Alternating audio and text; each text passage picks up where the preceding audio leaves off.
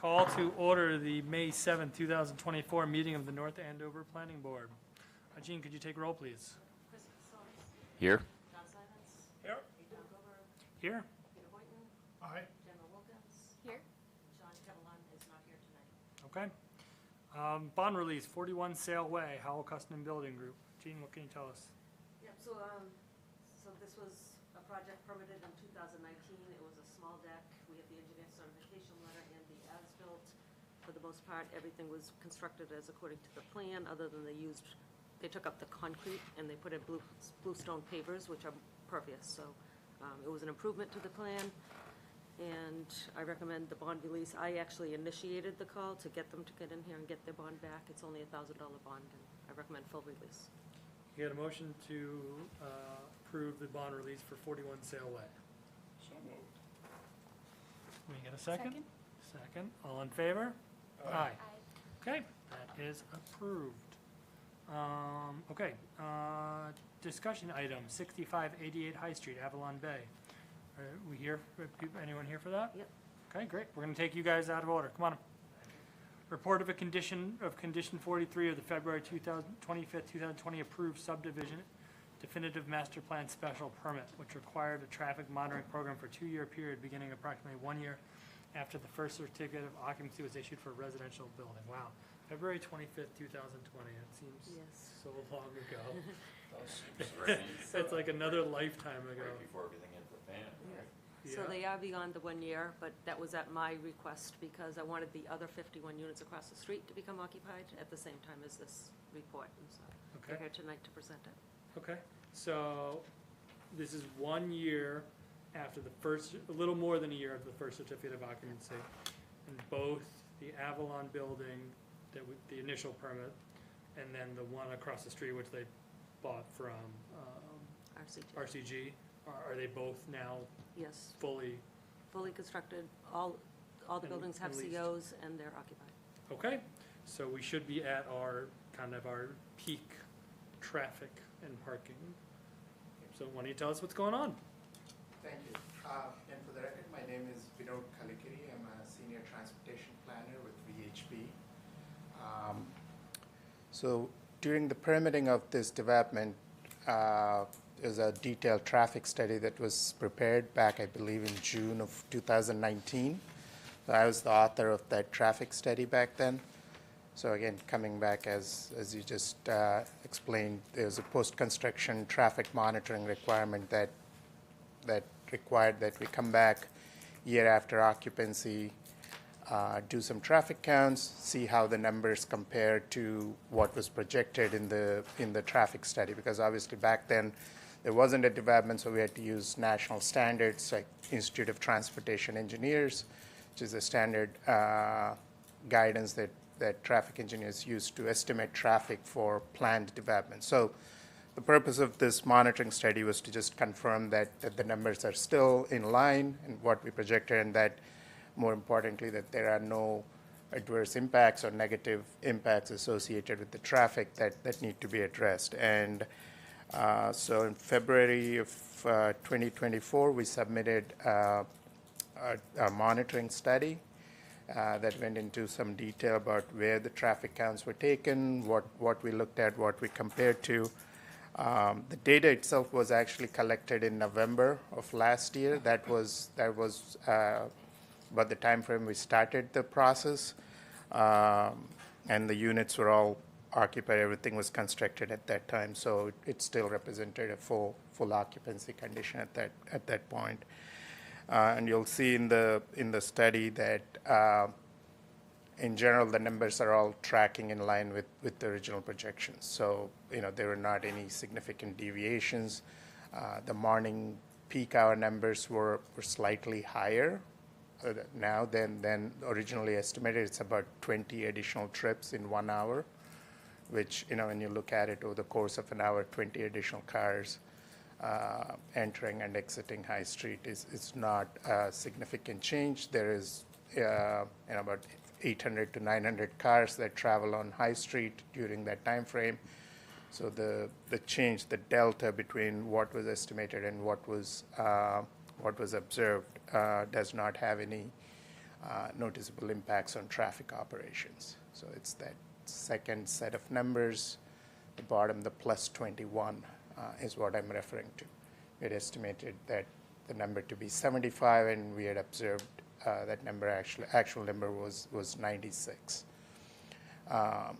But then we also looked at the intersection of High Street and the side driveway, which not only serves the side drive, but there are other uses, RCG and the retirement community that uses that driveway.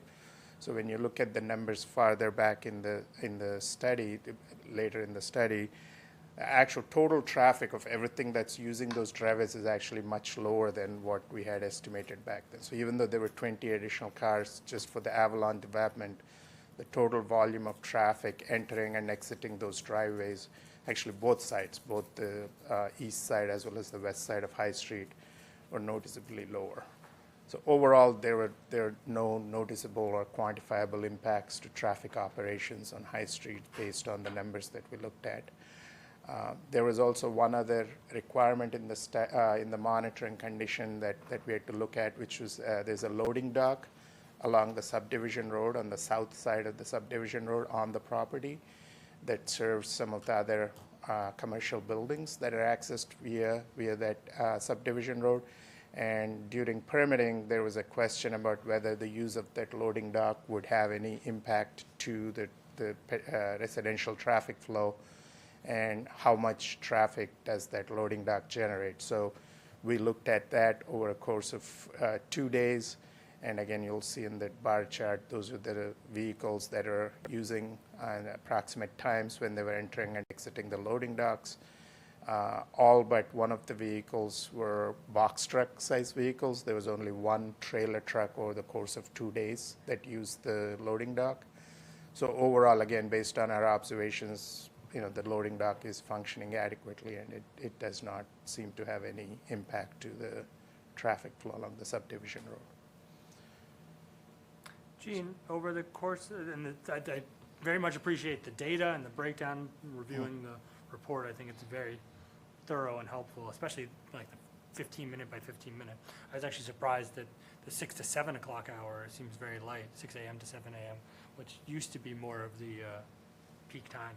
Yep. But Gene, anecdotally, have you received comments, feedback, complaints about the traffic or parking Nope, differences? the only concern I heard was actually town initiated. They did a little bump out at the entrance of Avalon to narrow the crosswalk, and some people were having difficulty making the turn, taking a right towards the hill of High Street, and they were kind of clipping that, so I brought that to John Borgesi's attention. I'm not sure if he's done anything to rectify it, but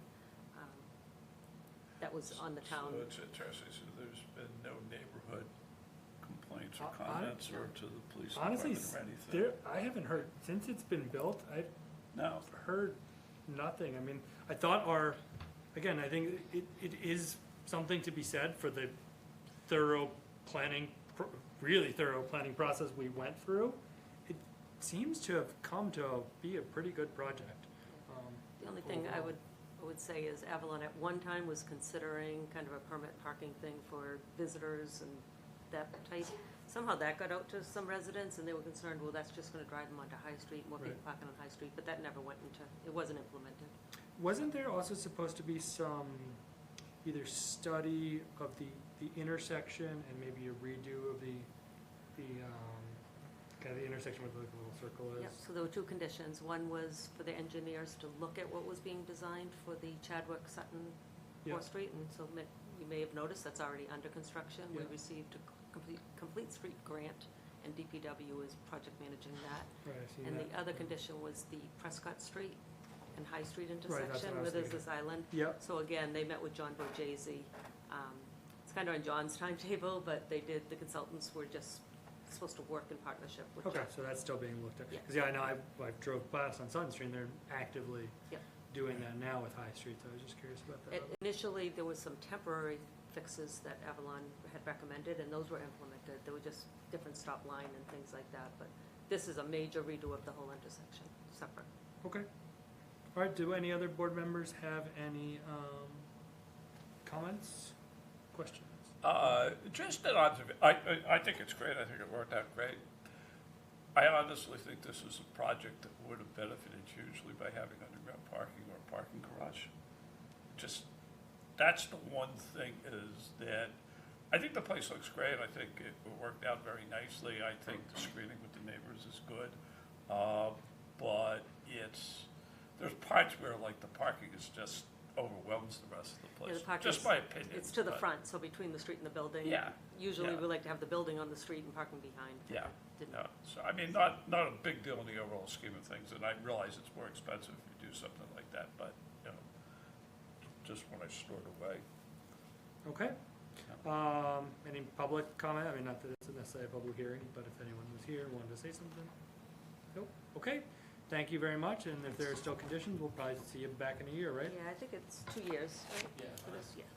So, Okay. Good, Another thank year. you. And appreciate the continuity. I remember you from the previous hearing, so thank you. All right. Thank you. Okay, great. All right, let's go to continued public hearings. So 189 Willow Street's been continued to June 4th. Annual town meeting bylaw amendment articles. Are those the only two that we have open, or are they all? Those are the only two open. Okay, so Historic Barn Overlay District, any comments? Okay, so I think the plan is for this one, and if anyone has any opinions on this, is Mr. Warden will make Peter's recusing himself, thank you. Mr. Warden will make the motion, because since it's a citizen petition, he will speak for a few minutes about it. Then I anticipate that I'll comment about it and kind of discuss how planning board, this is something that the planning board unanimously supported favorable action. We would have likely taken it up as a planning board article if we had time, and that we look to expand it from its initial stages where it was just focused on one property to make it for the whole district, to kind of make the terms more nuanced as well as more broad, and that we're basically looking at it to see if it can work here, because it's such a low impact, but also it could have such a in terms of negatives, could have a positive, significant positive impacts, and whether or not that could be something that we could then later extend to other places in town. But we wanted to kind of keep it small to start. Does that all seem fair and accurate? Okay, great. So that'll be the plan. Okay. So we'll continue that until May 16th. Continue that hearing until May 16th? May 14th. May 14th. I'm really bad at math right now, apparently. May 14th, 1 week from today, town meeting. Our meeting is at, Town meeting starts at 6:30. You usually do 6. If you want to do earlier, that's up to you. let's do 5:45. That gives us a chance to be in there. And the meeting location is the athletics office, so the same as we Same. typically have. Okay, continued till May 14th at 5:45 PM. Meeting to be held at the athletics office at the North Andover High School. Okay, MBDA Communities Multifamily Housing Overlay District. Have we received any comments, Jean? No. Is there any members of the public that are here that wish to make a comment? I see none, as has been the case for most of our meetings. Okay, so I will say I'd like to have a little bit of discussion on this. We have, in the last few weeks since Mr. Finn was here remotely participating, I have heard some additional comments and concerns and some organization for those who are opposed to the MBDA community multifamily. And I'd like to at least discuss some of the things that are brought up and maybe hear from people what kind of appropriate responses may be. Can I just interrupt one Yep. second? So when I say I didn't receive anything, not necessarily true. The Master Plan Implementation Committee submitted a letter for your review, and it's essentially an evaluation how the bylaw aligns with the master plan, but just so it's not forgotten. Okay, so there is, like, as Jean said, there is a letter from the Master Plan Implementation Committee. It's in the packet. Basically Okay. states that, the MBTA bylaw hits many points in the master plan. I think there's one that it doesn't, which is like to add, here it is. So adds more zoning, so that's, I think, a no on that, but there are several that it's a yes on, of things that are in the master plan. And I believe John Strauss from, who's the chair of the Master Plan Implementation Committee, will hopefully speak briefly about this at town meeting. Similar to when we had Royal Crest, they're not taking a position, this is good, this is bad, they're just saying, when we look at the master plan, these are things that, move the master plan forward, or don't move it forward, or have no impact. In terms of comments I've heard in the negative, some of the comments I've heard or seen are that I think one complaint, there's two interesting things. One complaint is that it doesn't build enough housing, and one complaint is that it builds too much housing. I'm not sure what to do with those two competing things.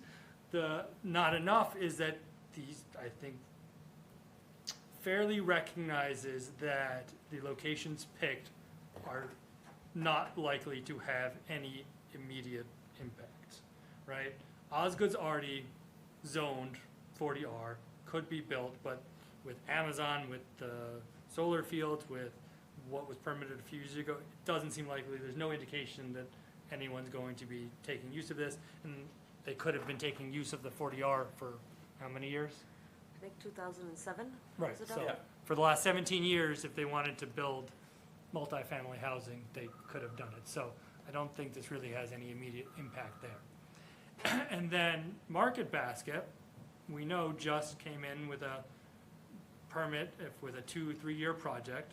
I believe we asked them, if I remember correctly, I asked them, would you be interested in doing kind of multifamily? And I believe the line was, that's not what we do, right? They don't do those type of projects. Now, could I see them in the future maybe transitioning to this? Sure, that's the goal of kind of setting this up, that it would be allowed or hypothetical. But from what they've told us and from their project timeline, it's certainly clear that there would be nothing within the next few years. And then even if it did come, it would have to be a multi-year planning project for something like that, which would come back before the planning board. So Do we know if the town has gotten any inquiries about potential development under this? I'm not aware of any, Gene.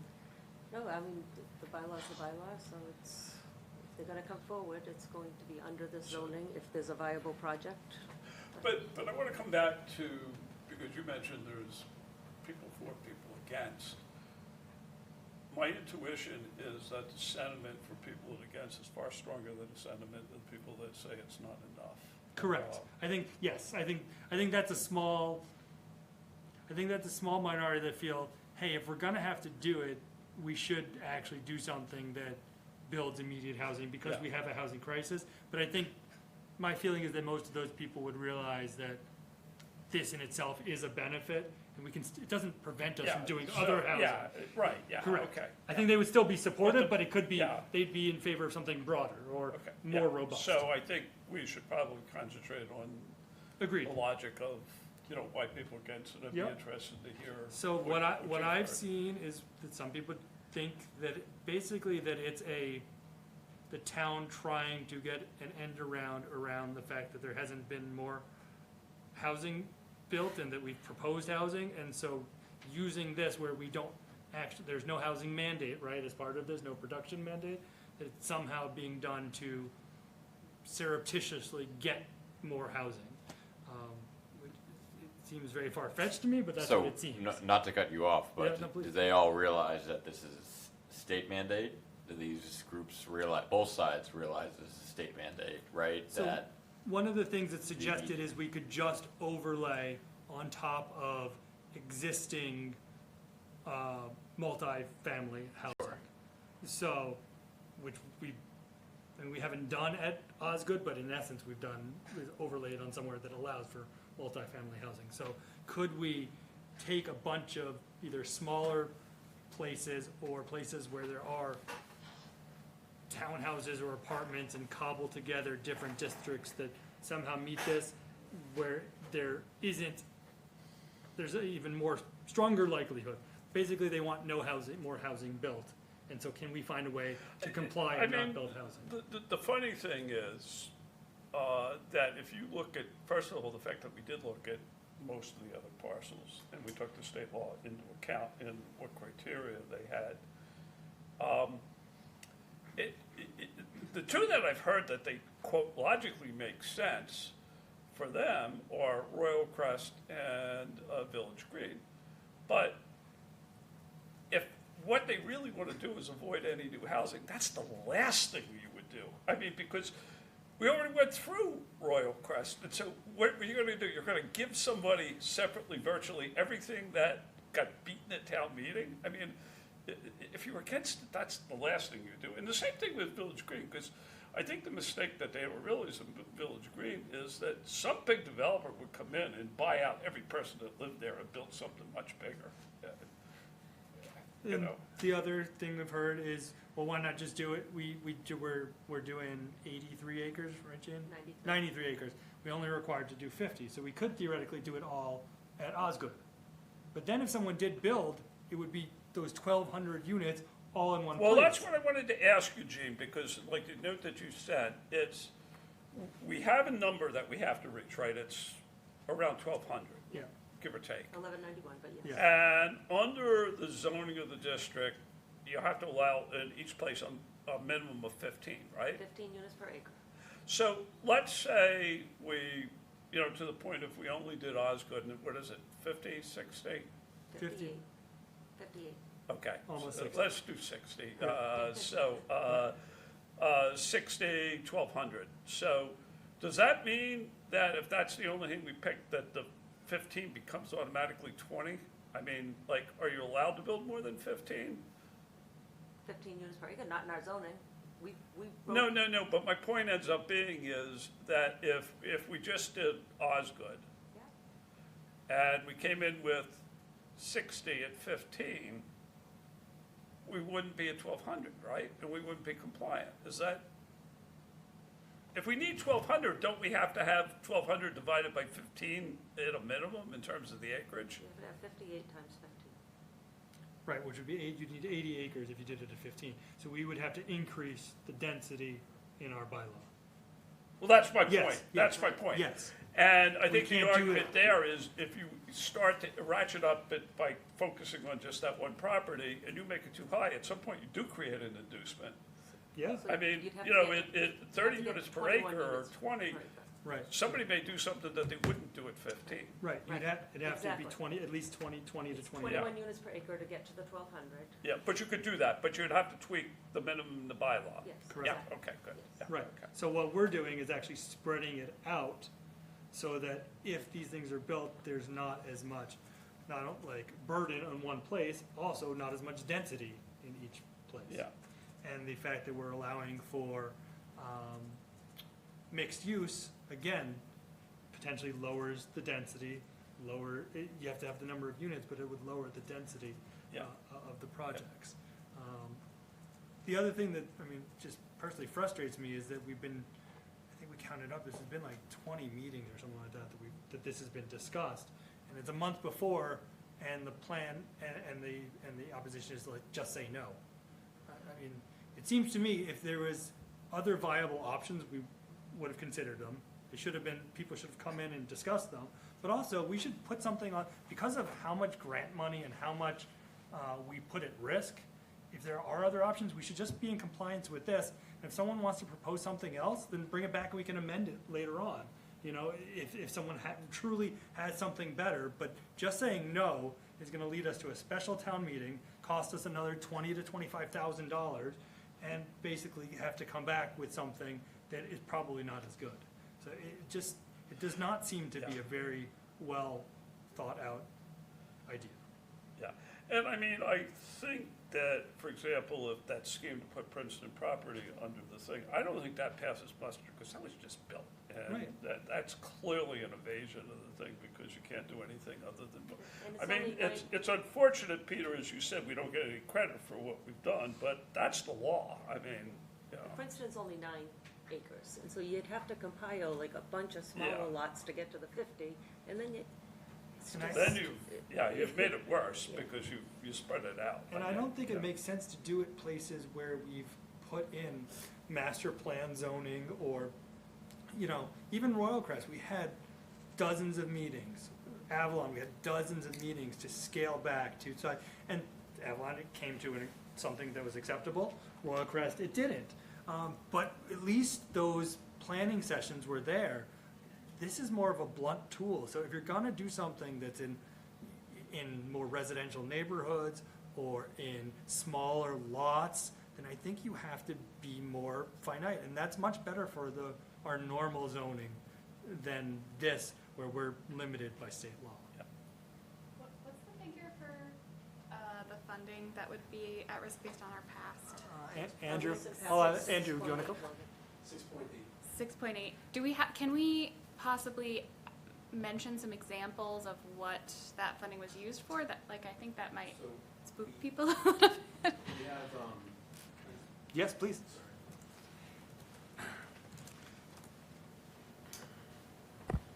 Andrew Shapiro, Director of Community and Economic Development. So we have a web page on the town website with information about MBTA communities.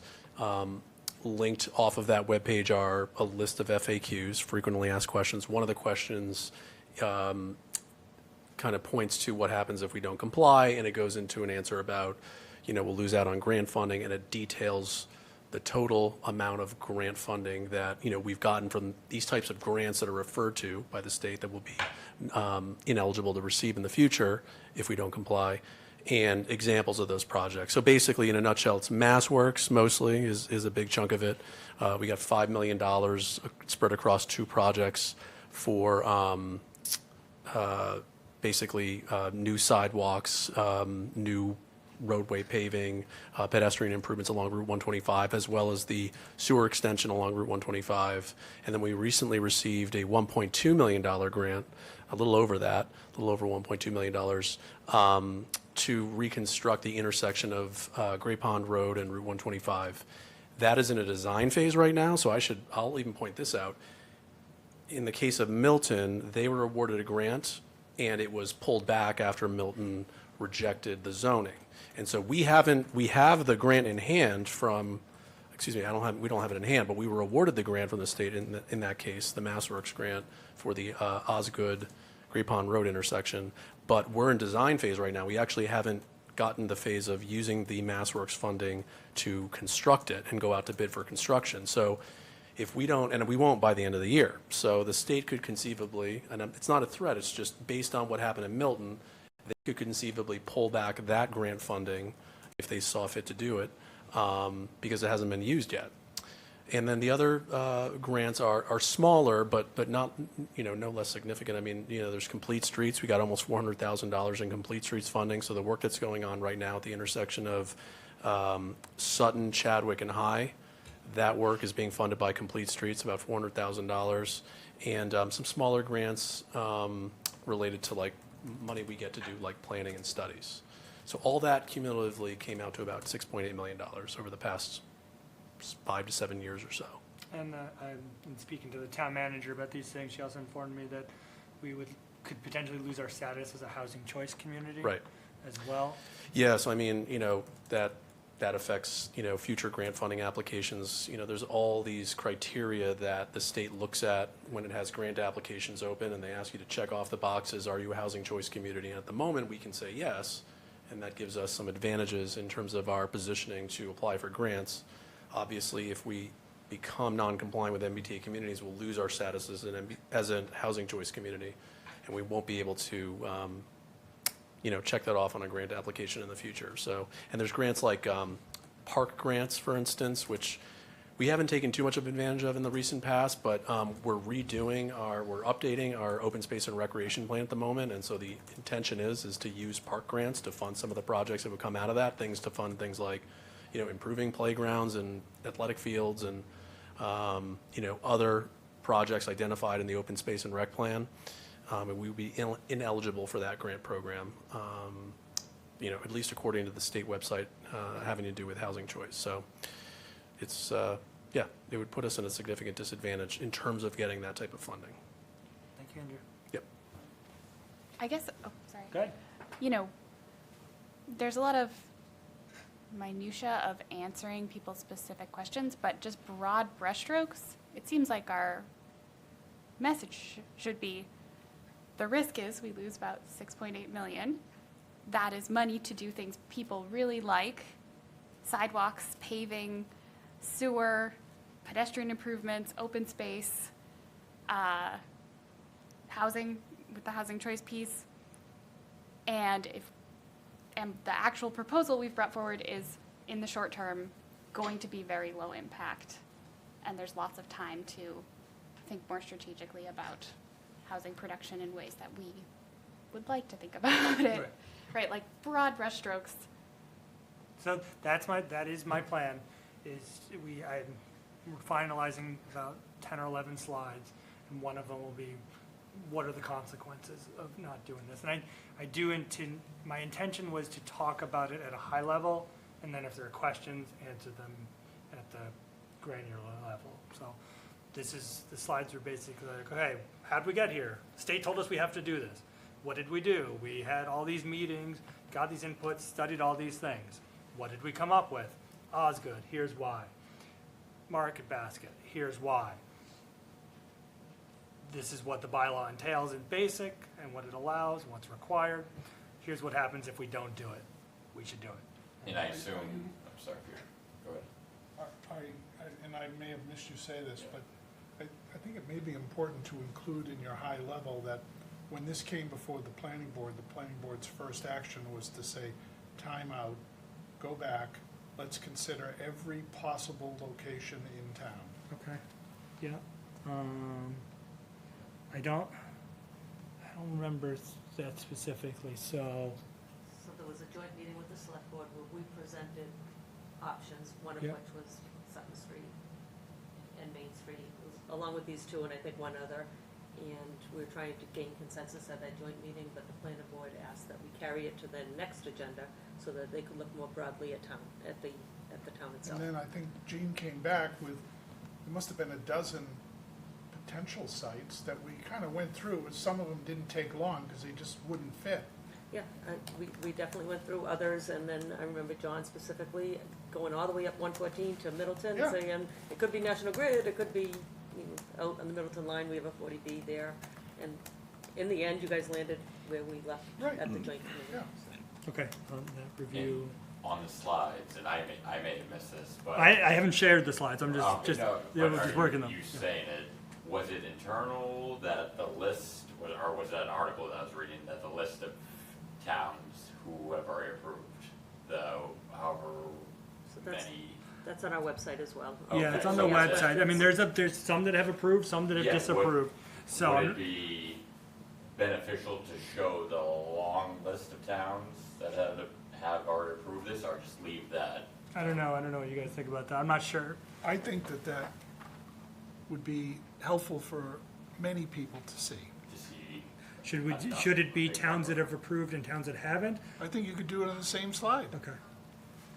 Can it just be the Fair. total number that have and the total number that haven't? I There think, are other towns in addition to Milton that have said no, right? Yeah, Yeah, but- there's about 6 to 8 or Yeah. 10. Far, And then, what do you have? It changes approved? it. You have Have rejected it? Yeah, yeah. Yeah, that's what I thought. Yeah. And have they been, like, punished yet? not that, not. Well, that- because I don't know how much they can, because you have to be in compliance by the end of the year. So there, for most of them, some of them I think you have to be in compliance earlier, depending on if you're Depends on adjacent your versus status, yeah. your status. Ian? Ian, by the way, I got them to give you a badge, just in case we have to call on you. I'm hoping we don't have to call on you, but, Oh, at town meeting. Yeah. Ian Burns, Merrimack Valley Planning Commission. On that note, we are doing the town meeting circuit right now, and we have presented it at several town meetings, so happy to answer questions and be available at North Andover's if there are technical questions. First, to the point you were just bringing up about communities that are not compliant, I was just looking this morning, I think we're at 6 that decided not to vote in favor of their zoning amendments. That does not mean they've fallen out of compliance, because like you were saying, they have until the end of the year. There's also about 45 that have voted for zoning amendments to remain in compliance. The other thing I would mention that I think would be beneficial for this board to point out, I've seen a lot of confusion about the unit count and that unit capacity number, and I think it bears repeating to folks that that unit capacity number is not real units to be built, and it is not a building permit for that many units. So it's just a zoning analysis that the state requires for compliance. And if a developer comes forward, they cannot rely on that unit capacity number to propose a development. So a vote in favor of this at town meeting is not a vote to say any development that comes forward with X amount of units on that site where the unit capacity gave that number is going to be allowed. That's not the case. The developer has to go through the process, and they can't lean on that unit capacity number when actually making a proposal. Can I ask you a Can you question? email that to me? Email it? Yeah. A question It's a link related on- to that. Yeah, Yeah. just email me the link. Obviously, there's going to be some parcels that are wet or hilly or whatever that would mitigate the amount of development. But in our bylaw or any bylaws, is there carve-outs for wetland, like wetland's not included in what the count is? Yeah, and so if there is wetland, it's not included as buildable per that count. So when that unit capacity calculation is done, it does not include wetland as potentially developable. If there's wetland that's not noticed on, the layer of map that is analyzed from the state level, sometimes you get in there and there's a little bit more wet than is anticipated. That's not counted. But it may be that someone gets on the site and the soil's not great for development, or the gradient isn't great where there's too much of a slope.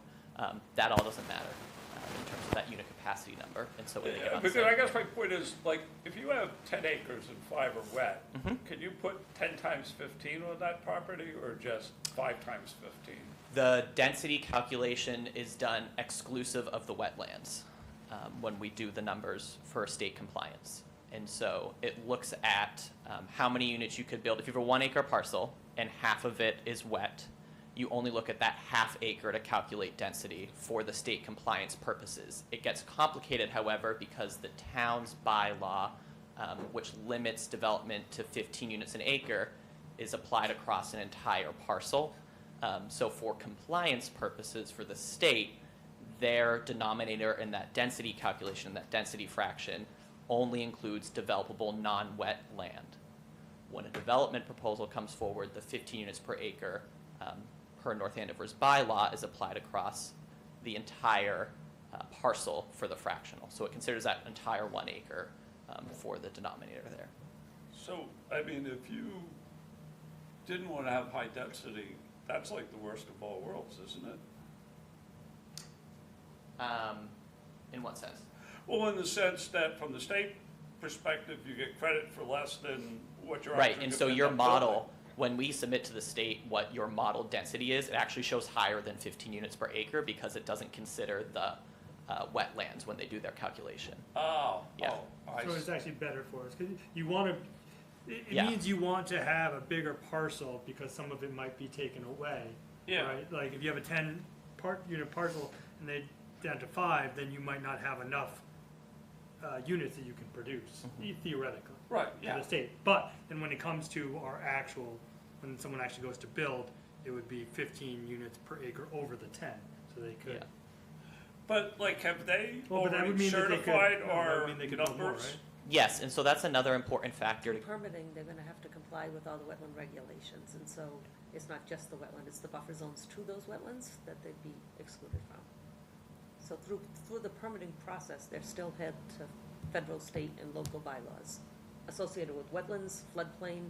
No, but if you And can, environmental. if you get a permit and says you can build 15 units per acre, and you get, and it means there's 10 acres, that means you can build 150 units. But you can only actually build those 150 units on 5 acres, because 5 of it is wet. Correct, assuming So- that there isn't, like Gina's referencing, a Right. wetlands buffer or something. Like, they still have to feasibly be able to put the units there somewhere. Right, so yes. And it would within be the height denser. restriction too, It would keep be in dense, mind, yeah. It would be Okay. denser. keep in mind you have that height restriction as Right. well, and so that would play in. To the question that you were just asking about the state certifying the numbers, I think that's another important point for this board to keep in mind at town meeting, is you have conditional approval from the state on your bylaw and your districts. North Andover is very lucky that you got your act together early enough to get that conditional approval from the state. Most communities we're working with did not get it together fast enough to get that certification before town meeting.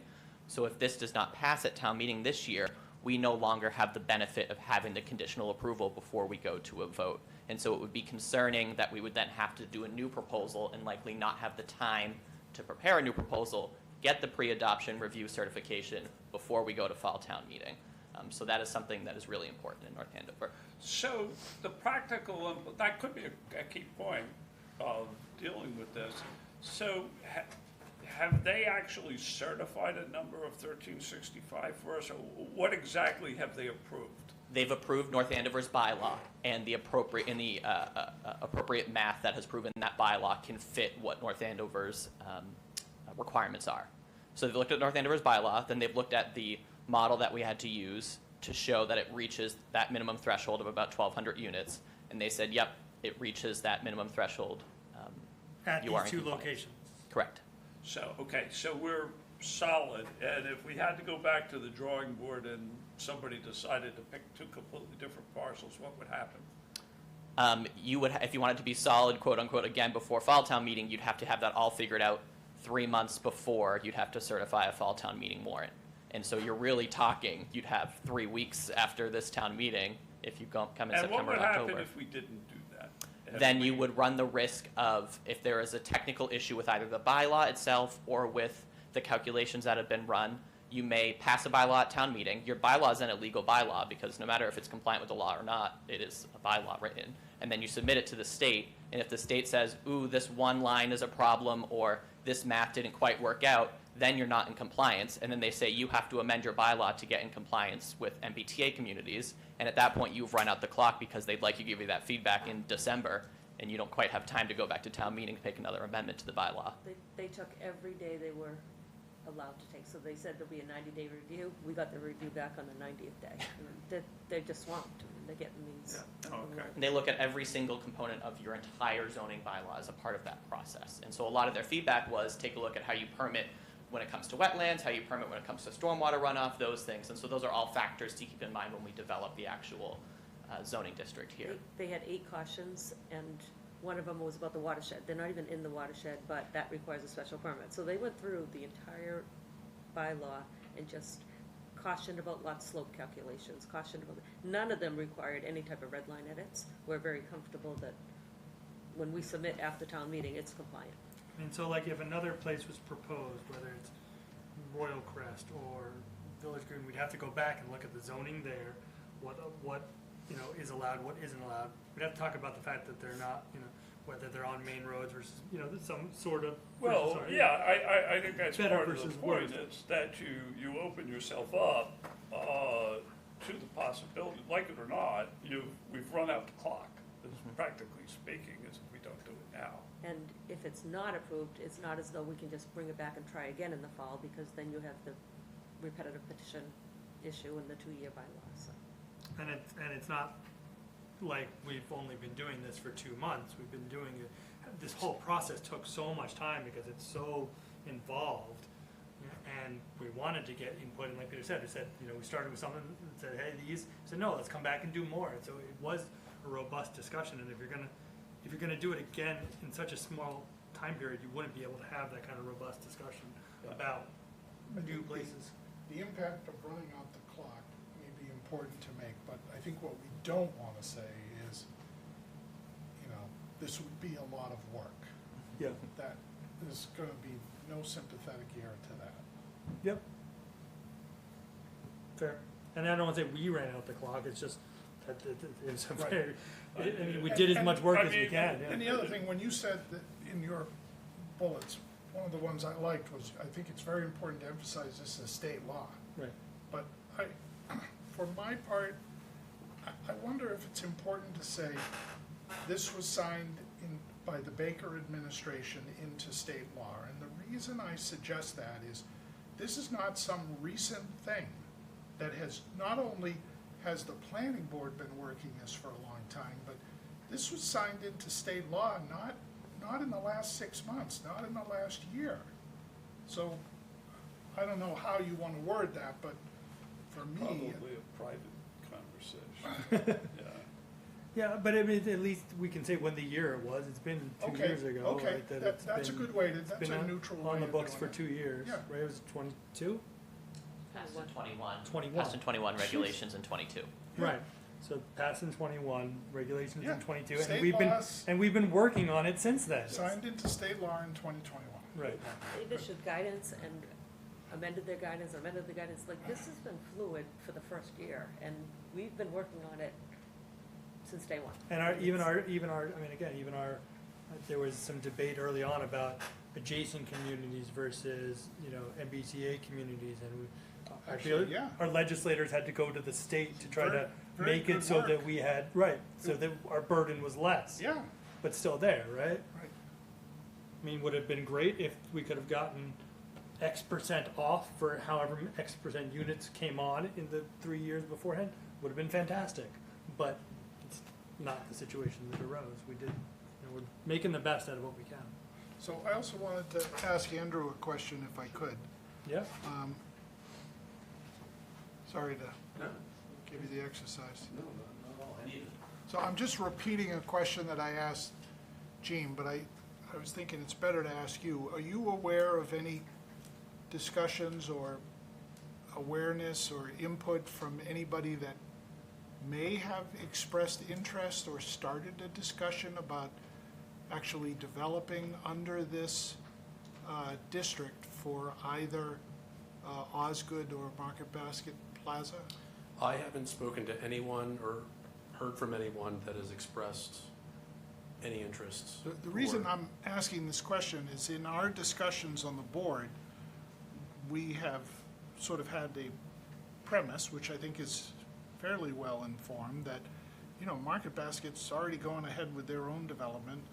We had a discussion at one of our many meetings, and we had a report to the board that Market Basket was asked, and they said, no, we don't do residential. We just don't do that. And, we haven't heard any indication of Osgood, and if it turns out that while we're saying this, the town had actually heard of those things, it would be important for us to be informed. I think it is important to point out, though, because, I just, in the spirit of fully just understanding what the implications are, just because I agree with the chair as far as, does it sound practical that Market Basket would turn around after investing time and money and effort into the project that they just got approved to basically swap spaces with Kohl's? Would it make sense for them to turn around and propose a housing development there? And do we also know that typically Market Basket really isn't in the business of building housing? True, all those things are true, so I agree with it. Doesn't sound very likely. With that said, with any zoning, if you put the zoning into place and if they choose to take advantage of it or switch on a dime, they can do that. So people just need to realize that and be aware of the fact that, we don't have, if we pass zoning, it will have to go through a process through the planning board as prescribed through the zoning, but I don't have control over who proposes what after that. And same goes for Osgood Landing. I mean, someone referenced the fact that we've had a 40R district there since 2007, I believe, and it's true. We haven't seen a housing proposal on that property, even though we've had that zoning in place, and I have no reason to believe that anything is going to change if we pass this zoning, but at the same time, I don't know.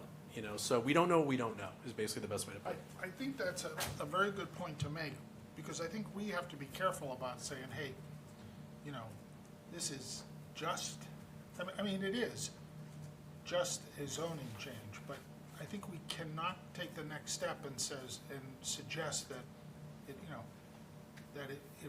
it means it's not going to be developed. I like the way Andrew has phrased it. Yeah.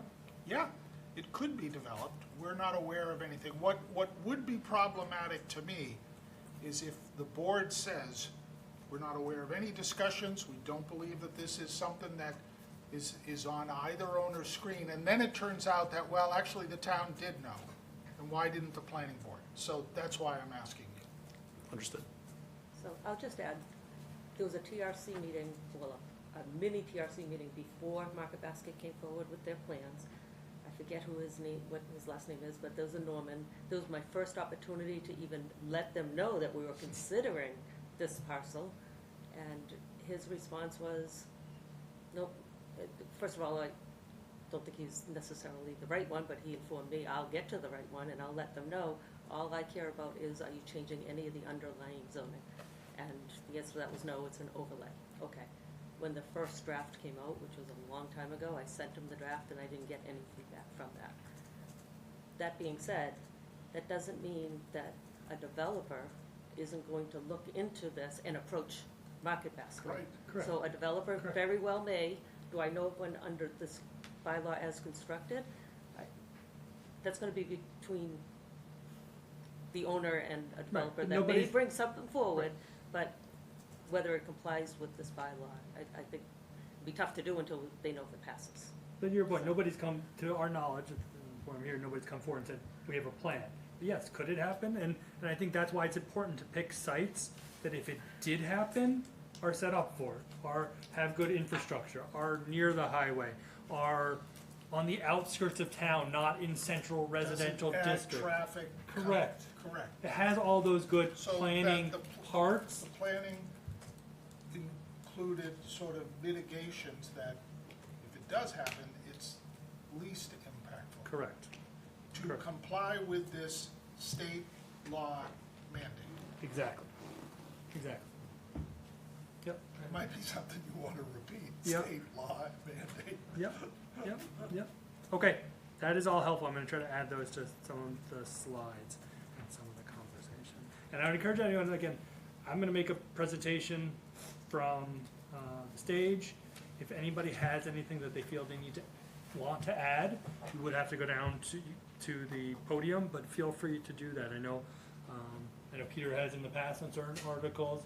I don't know if you have, Judd, or not, but if there's something that comes up that you feel strongly about, feel free to go down. I mean, honestly, I have no idea how this one's gonna go. Okay, and Ian, we'll have you there on standby. Okay, we'll continue this public hearing until May 14th at 5:45 PM at the Athletic Center. Okay, Dinner is served? dinner will be served, yes, dinner will be served at 5:45. Send me any requests. Gene would always request a lobster roll, which I haven't yet to come up with. Okay. Merrimack Valley Planning Commissioner, North Andover Commissioner vacancy. When do we do that one, Gene? Okay, so in my staff report, I explained that Rick Byers, who was a former member of the ZBA, had been serving as the town's commissioner for the past several years. He's no longer able to serve, and Mass General Law under Chapter 40B gives the planning board the responsibility to appoint a member, and as you know, it hasn't been a planning board member for quite some time. So I included the specific language from that law, and I want to let you know that the commission meets twice a month on the third Thursday. Let me just check that. Once a month, I'm sorry. So the commission is an independent subdivision of the Commonwealth of Mass, charged by Chapter 40B to perform the regional planning functions for the 15 cities and towns which comprise the district, including transportation, environmental, and economic programs. The commission meets on the third Thursday of every month, except for July and August. That being said, the town manager can also appoint an alternate, kind of a backup to that planning board member for occasions where they may not be able to attend a meeting. The intent of that is to fill in, not necessarily to be the primary.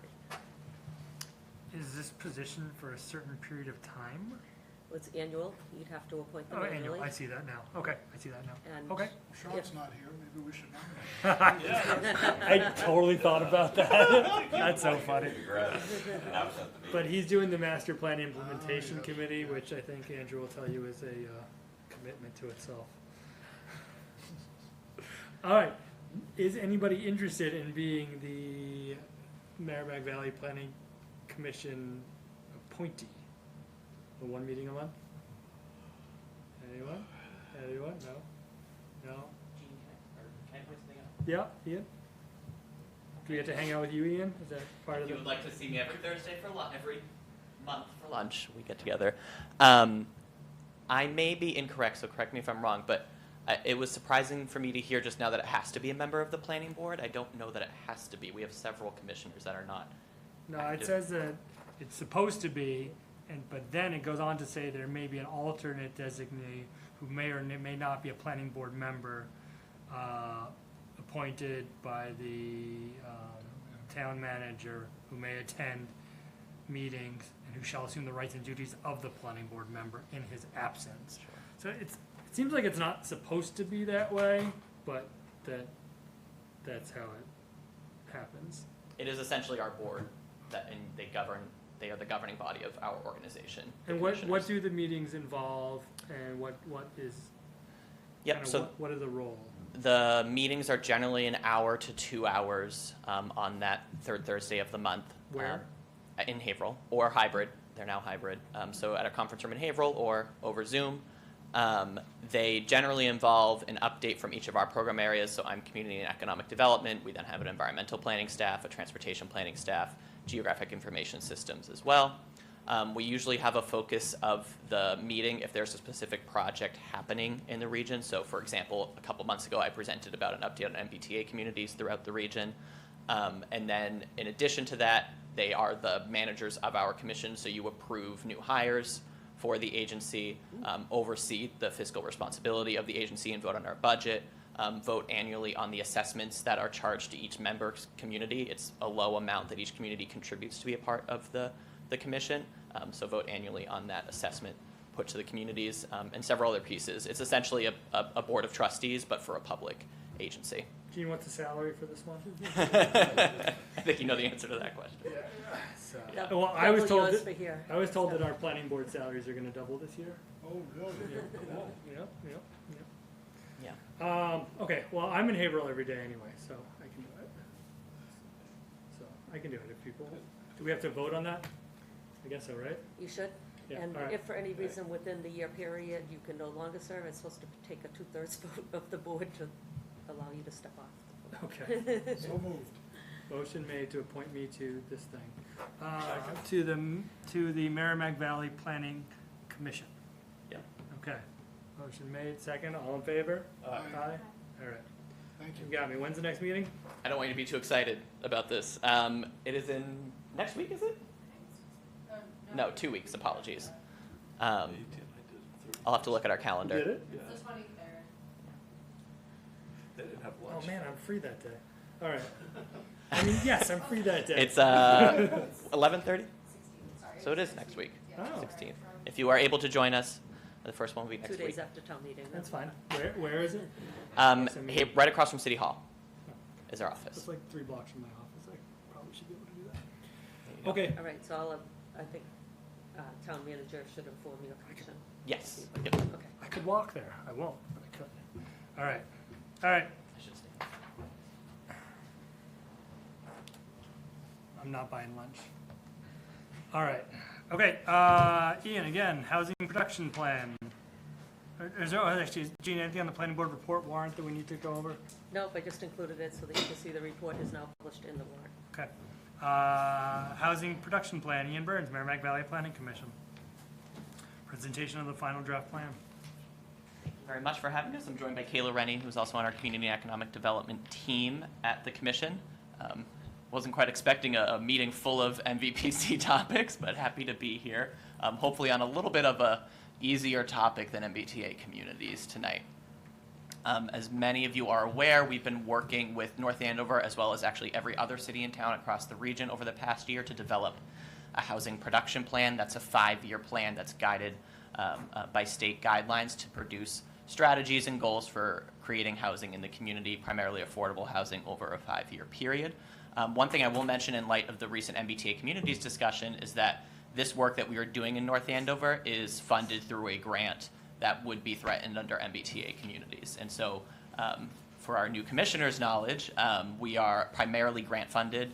Over 95% of our funding comes through grants, and a lot of the grants that we access for on our communities, on behalf of our communities, are under the things that are threatened for MBTA communities. So when we do regional projects like this, if communities are not compliant going forward, it will be a calculus in which communities we may be including in those projects if we threaten our own grant funding, including them in that.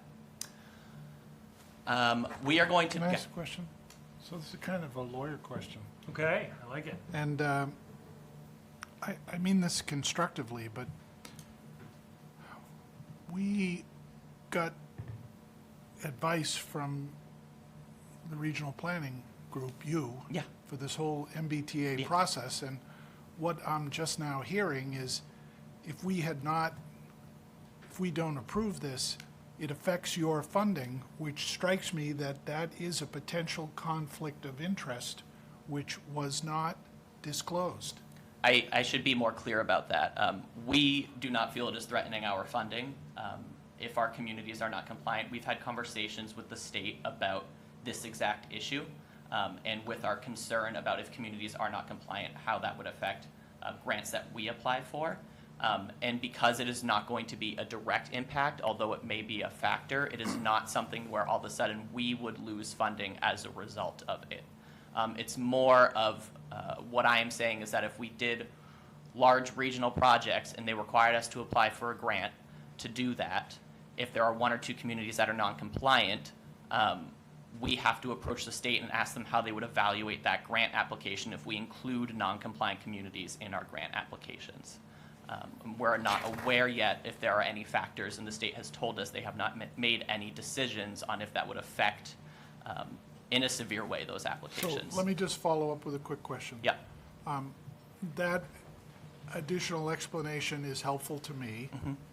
When you first described this, before I asked my question, I thought you were saying that your salaries are dependent on grant funding that would be eliminated if a town did not approve this. Did I misunderstand Not the you? majority.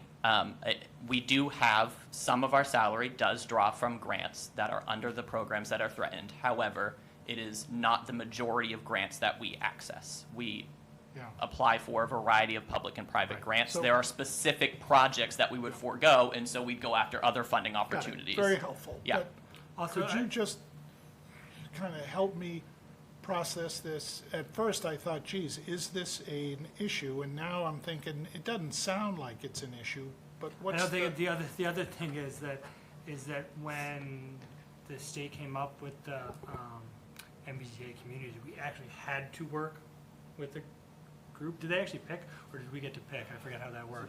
Can I just bring that? Yeah. Back in. Yeah. So that's what I was going to mention, is that we, oftentimes when we work with MVPC, we elect to do that.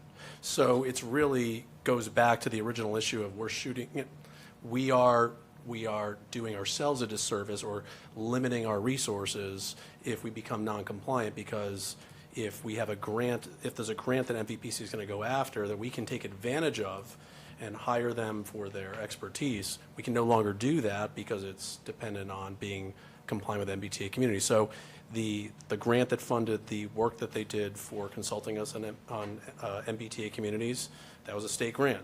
They applied for the grant. We said, we want to work with you, and they used that grant funding to essentially pay for us to be able to utilize them. Same thing with this. We have to sign off and say, we're going to utilize MPPC for the housing production plan update. The town manager usually has to send in a letter of support when you submit the grant. We would just have to abstain from that process going forward, I would imagine, if we weren't going to be eligible. And then MVPC wouldn't be able to utilize More that funding. helpful explanation, Yeah. but that was not my question.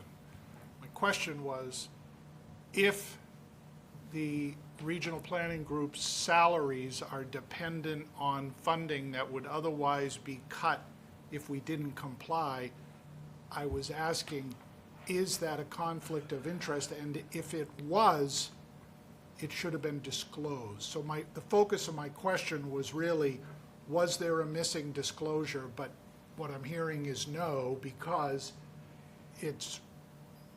you were not saying Yeah, that it your was an inaccurate salaries statement on are my part, or dependent. misleading, correct.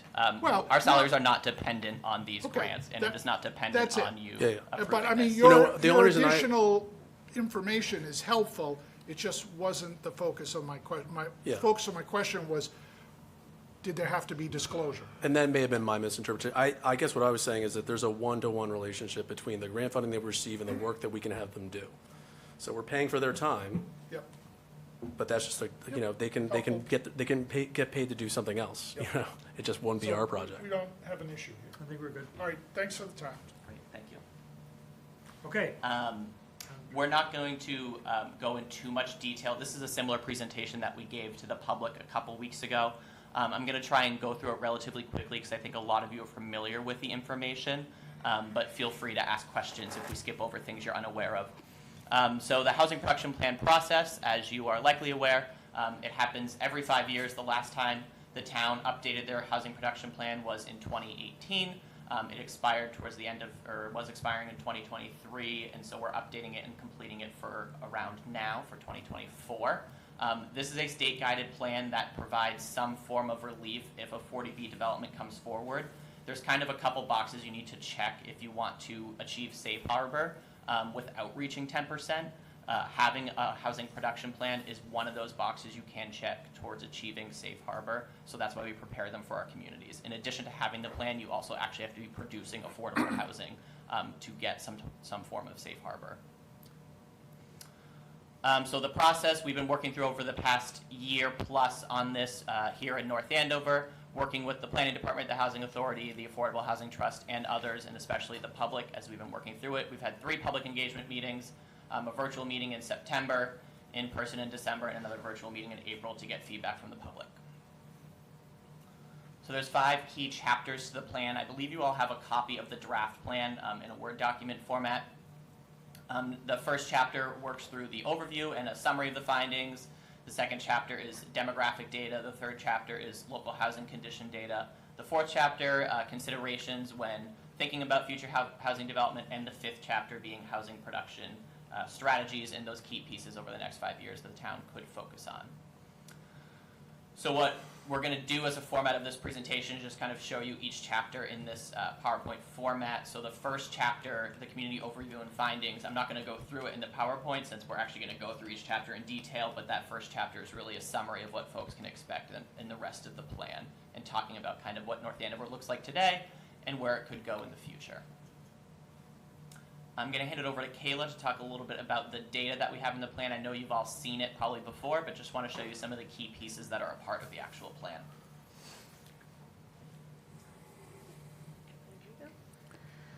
All right, well, I'm sure you've all seen some of this data before, but just to go over this quickly, we have some population projections. This is sourced from the UMass Donahue Institute. This is taking a look at trends from about the last 10 years. Birth rates, death rates, migration, that kind of thing, and it looks towards the future of where North Andover's population could be. So we see those first 2 numbers there, those are the census numbers, those are actual data points that are collected from the census in 2010 and 2020. The rest of those numbers are projected out. So we can see North Andover's population is growing. Between 2010 and 2020, gained about 3,000-ish residents, and going forward, we still see an increase at a little bit of a lower rate than what we had seen in the last 10 years, but still increasing. Looking at some of these demographic... Can I ask a question on that? Can you go back to the prior? Yeah. And this ties in with the last conversation, is that some of the concern that people have in town is that there's a perception that the population has grown a lot, and it's grown because of this influx of multifamily housing. Those numbers between 2020 and 2030 don't look right if that were true. How solid is the 2030 number, and do we have any interim numbers between 2020 and 2030? To test that? I do believe, so for the purpose of the graph, we only kept the decades to be consistent, because we only have census data from 2010 and 2020. So I believe the UMass Donahue Institute, they do actually break this down over a 5-year period projected out. Well, it's less the projection, but it's like the town census. What does the town census for 2023 show? I don't know if it's real data.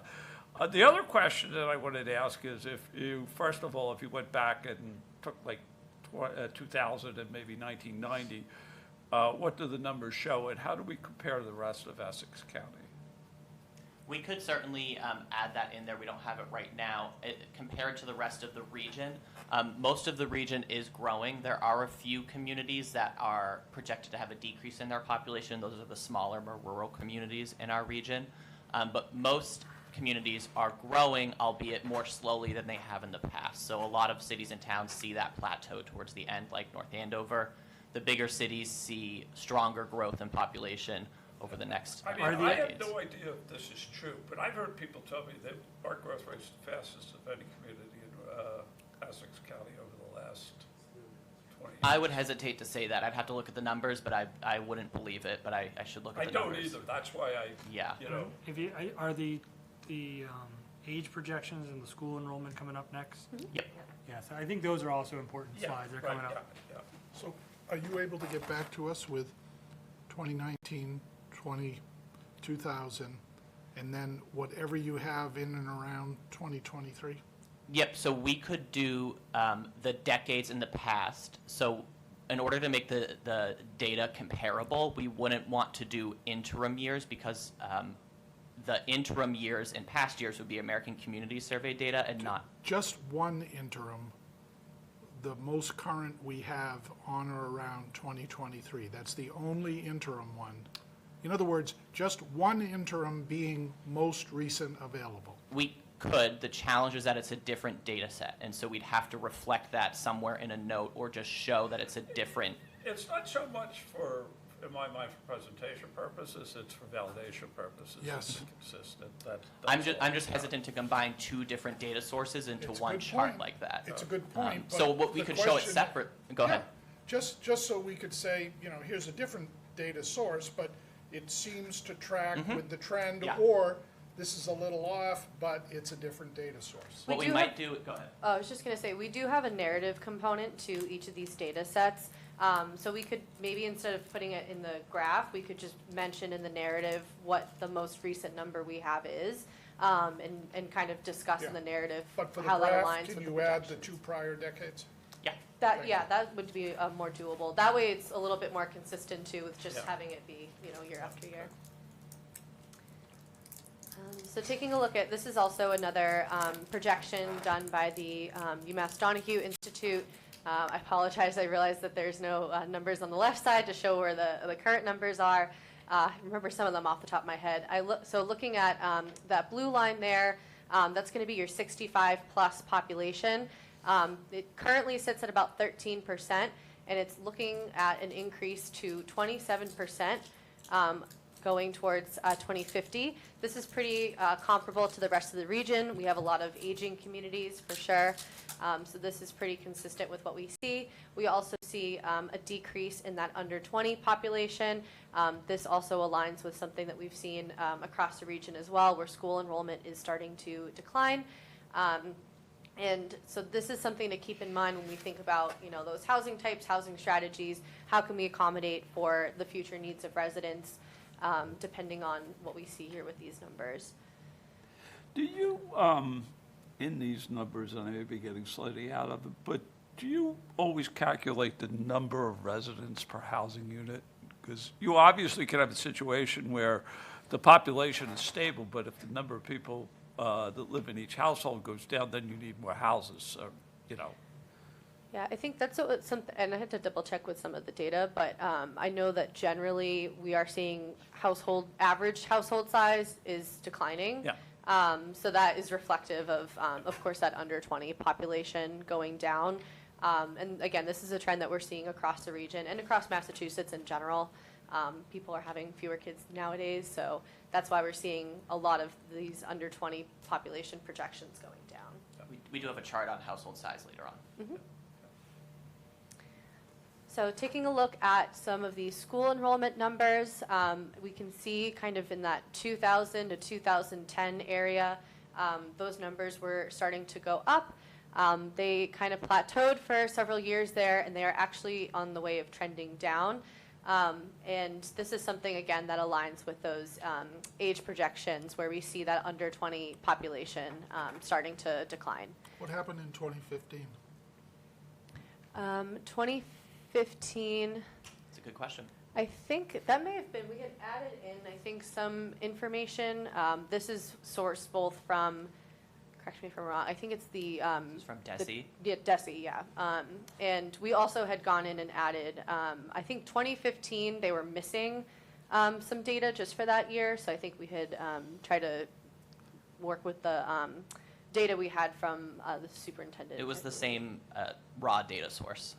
But 2015, it could have just been an anomalous year in this population growth. I don't actually know why it was a little bit higher than the other ones. Yeah. Just, I mean, again, we don't have 21 through 24, but it looks like 2017 through 2020, the number of students is going down each year. And my understanding that that trend has continued across the region. Is that fair, that that trend has continued? Yeah. Right, so, I mean, I know we've had talked about different, coming online of different apartments and housing and stuff like that, but our actual number of students seems to have gone down almost every year. I don't have data in front of me, 21 through 24, but that's my understanding, is that it continues to go down slightly, not significantly, but it's not going up. I think it's just a Yeah, that's a trend that important point. we're seeing that trend consistently with a lot of communities in the Merrimack Valley that some communities more than others, but there's been a general, So is decline. that less families living here, families having children later, people living longer, so then we have a more percentage of older people? So when we look at some of those age distribution numbers, it's all those factors. They take into consideration, several different birth rates, death rates, migration in and out of the community. We see a lot of, especially some of our rural small towns, they're seeing a decline in population. And some of it is because there's not a lot of people moving out of the community. There's not a lot of people moving in. So we're seeing these communities that are continuing to age, but they're not seeing a lot of new young families moving in. So that's why we're seeing some of those age distribution even more dramatic in some of our smaller towns. In North Andover, we do see that as well. So that's also something that we're keeping in mind when we think about some of these strategies for housing, is how can we accommodate for some of these changing demographics that we're seeing. A lot of that being due to the fact that, seniors and folks that are empty nesters, as we'll see in the next chart, they don't have a ton of opportunities for downsizing. And so when they're in their 4-bedroom home, that limits a new family's ability to move into that home. So that filtering effect of folks moving between housing units has an impact in the amount of families in a community. That's a really, I think that's an overlooked point, is that having additional housing units and ability and choices. It's not just about building X number of apartment buildings that allow for more people. Having those different choices, whether it's ADUs, whether it's senior housing, allows for that kind of circle of life, kind of flow of, an older couple living in a 4-bedroom home now moves to an over 55 community in a 2-bedroom. Now we have a single family home on the market that a family of 5 can move into, and now that's what kind of fills that void. But having those choices is what allows for that kind of natural flow. That's interesting and I think overlooked. Okay. So this is some information kind of similar to how we were just talking about that kind of lack of filtering that we're seeing across the community. So on the left side there, we have the housing breakdown by occupancy. So this is how many people are living in a household. And then on the right there, you see some data about the amount of bedrooms per housing unit, the amount of space they have in their home. So we see in North Andover, 1 or 2 person households make up 54% of North Andover's homes, while 1 or 2 bedroom homes make up 38% of North Andover's housing stock. And then, vice versa, 45% is that 3 or more person household number, while 3 or more bedroom homes make up 61% of North Andover's housing stock. I will mention that this data includes both the American Community Surveys data that we have up until 2020. This also is combined with some additional permitting data from the last several years. So we have seen, especially with some of the most recent housing developments in North Andover, the amount of studio, 1 bedroom and 2 bedrooms has increased, but we still see a little bit of that mismatch there between the amount of people that are living in the household and the size of their home. And of course, we don't necessarily expect that these numbers should be equal, but it's just something to think about when we talk about things like downsizing and housing choice and opportunity. If you have, a 1 or 2 person household and they want to downsize into a smaller unit, if you don't have a lot of those units available, then, you're competing. It's all about supply and demand. You're going to be competing for a smaller amount of units compared to if you had a more diverse housing stock. They have more options, and then you see more of that filtering that we had talked about. And of course, some communities across the Merrimack Valley, they're more even spaced with these numbers. Some of them are a lot more dramatic, where 70% of the households are 3 or more bedrooms. But this is definitely working towards kind of that healthy balance that we want to see with our communities, where folks have more of those housing options. So that was just some of the basic kind of demographic data and some of the housing trends that we're seeing. But just want to talk about a couple more data points here. So this is the housing permit data from 2000 to 2023. This is both in combination with some data from MHP that was reported from the town. We've also added in 2021 through 2023 numbers directly from the town's own permitting data. So of course you see here those 5 or more unit housing permits have gone up in the last couple years. Sorry, so this is for construction? Yes, this is what's been permitted for construction. Okay. Mhm. Yeah, not necessarily the year it was constructed, but yeah, the year it was permitted. Whenever the building permit is issued. Mhm. Okay. And as you can see here, we have, and this is of course not by individual project, it's by the amount of units. That's why the graph looks so high right there. But you can see North Andover really since 2015, and we also had a few other projects that were happening in the early 2000s, but most recently we've seen more multifamily housing development in town. Prior to that, it had been mostly single-family type permits. So this is a trend that we have seen here. We're looking at some other towns. The permitting data looks a little bit different, a lot more single-family homes in some of those smaller rural communities. But just something to highlight here that North John, Andover. what was 2006 with the 3 and 4 family? It must have been a specific project. Good question. Mhm. Anybody with good institutional knowledge? Trying to think, going back to 2006, it's got to be one of the big, it might be a 40B. Oh, it could be. I don't remember specifically, but I mean, this is exactly the reason why, Futures Crossing, maybe? Peter, the point that you've been raised all along is we have given it the office in terms of multifamily, far more than virtually. I bet there are very few communities in the state that, with the similar profile to North Andover, that have as much multifamily over the last 10 years as we do. I'd be shocked if there are more than 1 or 2. I mean, at one level, practically speaking, is if you take we have 2 large farms in town. If you take those 2 out, there's not much room for single-family That's what I was going to say, development is going that, forward. is that you look from 2012 through 2023, yes, we have permitted a lot of multifamily, but there's nothing else much to permit. Well, no, my point ends up being build. is that there is very little, if you took every open parcel in town, keep the 2 farms out because they're, you had to build out the single-family houses. It wouldn't be very many. I bet it'd be less than 1,000. So what ends up happening is inevitably there's going to be pressure on multifamily development because it's smaller lots in closer into town. All the economics of everything are such that it's going to drive that because, it's the same thing as like the one we just approved downtown, right? I mean, that's what's going to happen. And inevitably people are going to have to get used to it.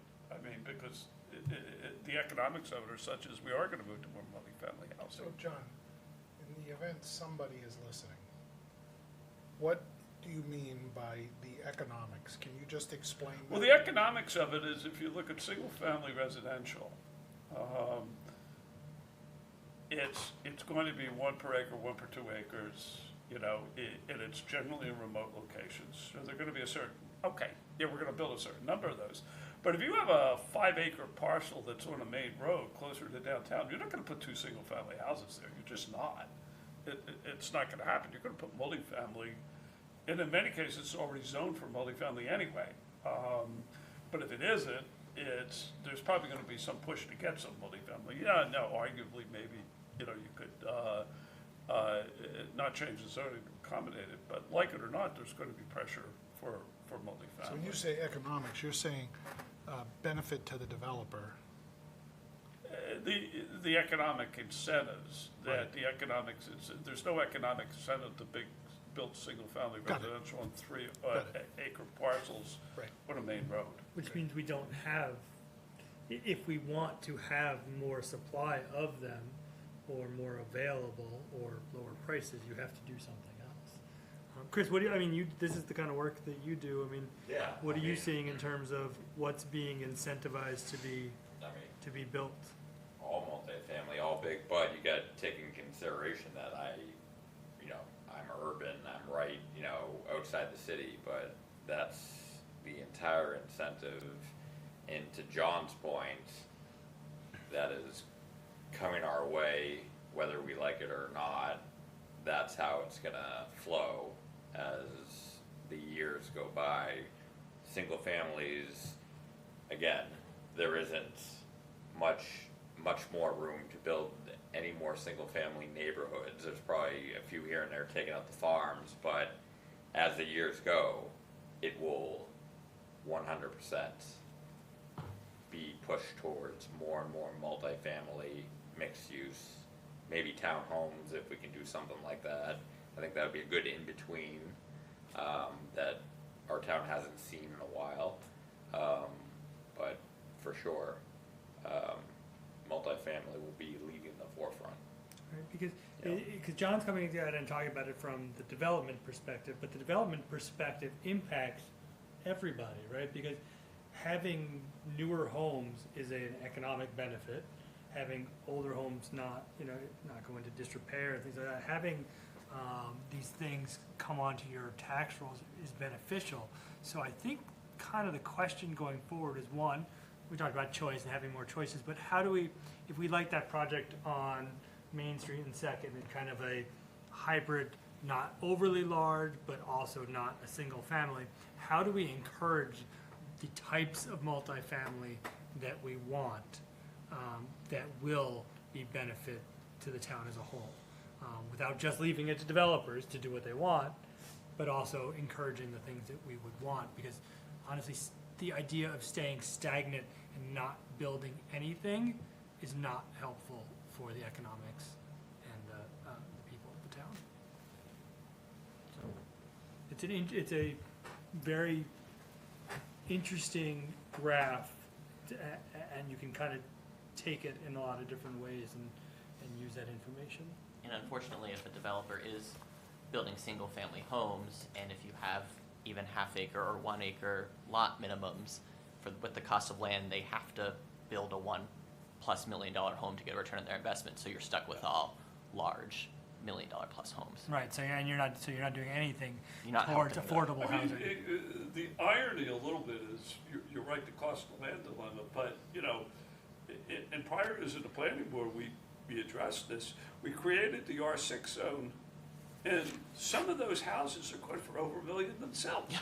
It's Speaks to under the 5,000 supply. square foot lots. So it's like, no matter how hard you try to build small single family, it's really hard in a place like this. And actually, one more quick point. We don't include this in this presentation, but it's a data point that we include in the housing production plan, is just looking at the age of housing and the breakdown, looking at some of those historic trends, which matches exactly what we're talking about here. A lot of communities, especially around here, outside of Austin, the 70s, 80s, 90s, they were building a lot of these, single-family neighborhoods. To a point where now we're, in 2024, and there's just not necessarily a lot of land left to be building any more new single-family neighborhoods. We might see those, subdivisions, those kind of open space residential developments where it's maybe a little clustered. But we're seeing across the valley that there's just a lack of that developable land to do those kind of, developments that we would see back in the 90s. So that's why we're seeing some of these trends of, you know, these more clustered homes, townhouses, multifamily, that kind of thing. Part of it's just that lack of land that we're seeing. So this is something to highlight. It's not on this presentation, but I just wanted to mention that that is broken down in the housing production plan. So this is, excuse me, taking a look at some of the cost burden data for the community. So as we can see here, this is kind of breaking down for both renters in town, owners in town, and then also looking at overall, you know, all households. And what we see here when it comes to cost burden, and cost burden is defined as spending more than 30% of your gross income towards housing. Severe cost burden is more than 50% of that gross income towards housing. We see that half of all renters in town are experiencing some form of cost burden. 1/4 of the owners in town are experiencing this issue as well, and overall 1 in 3 households in North Andover is experiencing this. And something to highlight here, because when we think about cost burden, a lot of people think about, you know, paying a little too much in rent. But something to think about as well, what we're seeing across the board is a lot of our senior population is starting to fall into that category. Even if they had not previously had that issue, you know, if you retire, you're on a fixed income with property taxes, if you have to do any updates to your home, you know, those kind of maintenance costs, you know, any that's all calculated in there. It's not just, you know, your mortgage. So that's something that we're seeing across the board as well. How can you measure that? So this is some of the information taken from the American Community Survey data. So what they would take a look at is, you know, that household income data that, you know, households are reporting. Right, And then but it's they're also looking aggregated, at- though. It's well, aggregated, isn't it? all these American Community Survey data, this is kind of in I aggregate. just don't understand how you can match up the cost of housing with people's income and get it perfectly accurate. So in the actual survey, you report, if you get an American Community Survey, you record your income and you record how much you're paying, let's say rent. So you record how much you're paying in rent. If you're an owner, you record how much you're paying in your mortgage. You then also respond to any other household costs, like your average utility costs and taxes. Those household costs are aggregated and are divided by your income to see if you are above that 30%. So it's based on the threshold. survey? Yes, correct. Okay. Just like the census. That's what I Yep. figured it was, okay. So it's not everything, you're extrapolating from the survey. Right. Yeah. It's looked at the questions for your housing costs, and those are added together to get that. Yeah. Okay. And something to highlight here too, you can see in the source information, we take this from 2 different tables. So one of them is reporting on that renter data, and then the other one is for homeowners. So that's why there are 2 different data sources on there as well. So looking at what this means for the affordability gap that we're seeing in North Andover, so across the board for all households, the median household income currently is about $118,000.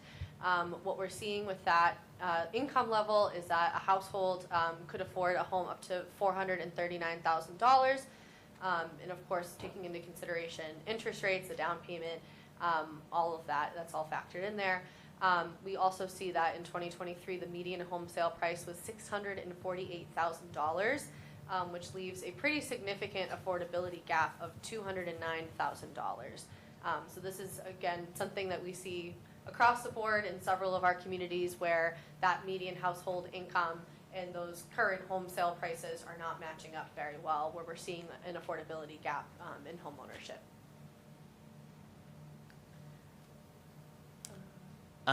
Gina, I was wondering if you wanted to comment on this like you did or if you want us to.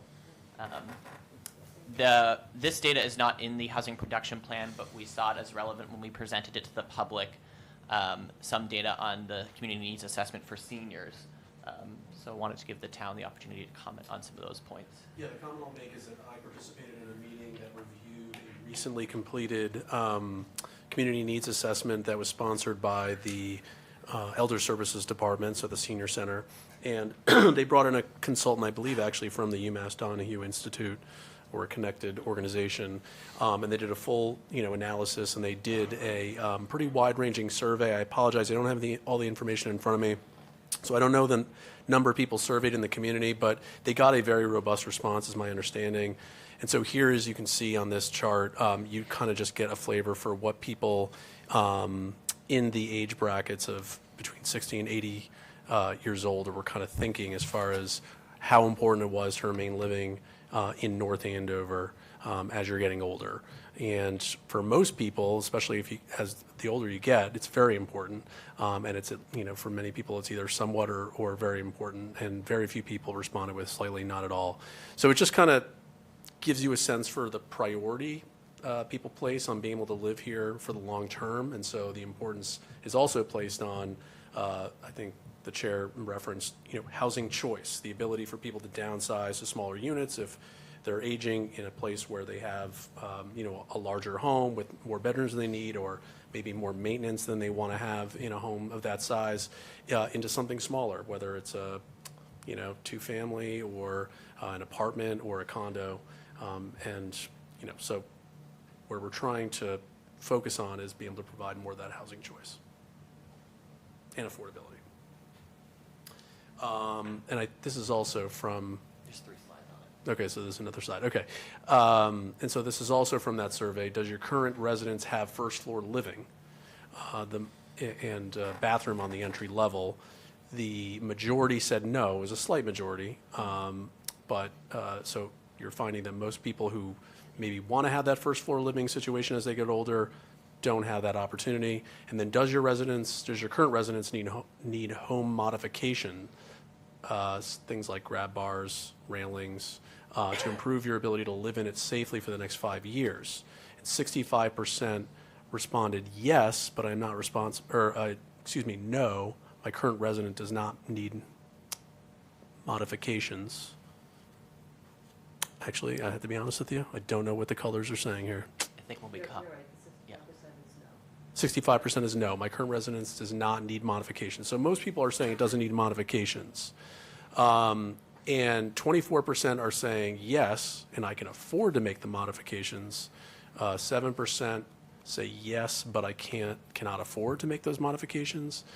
And about 4% say yes, but I am not responsible for making the modifications. So there's kind of an 11% group that probably needs to be attended to in some way, shape, or form.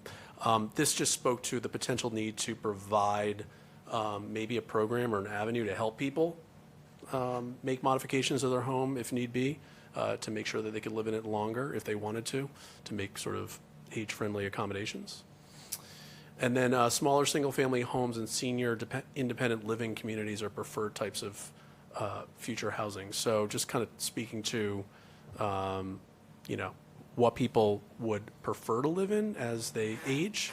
And so like a smaller single-family home is very popular, 46% for those ages 60 to 69. But then everything kind of, in that category, it reduces as you get older. And the most popular category for those age 80 plus is senior independent living. Can I ask Ian, or can Yep. you guys a question? So this is sort of related to what John was talking about earlier. So if smaller single-family homes is the preference of a significant amount of seniors, have you seen any ways where towns can zone or incentivize for that would actually get made? I'm glad you asked that question because we will talk about it later on. It's Okay. one of the strategies outlined. So, Alright. we'll tease it there. But yes, Okay. there is one option that we're looking at.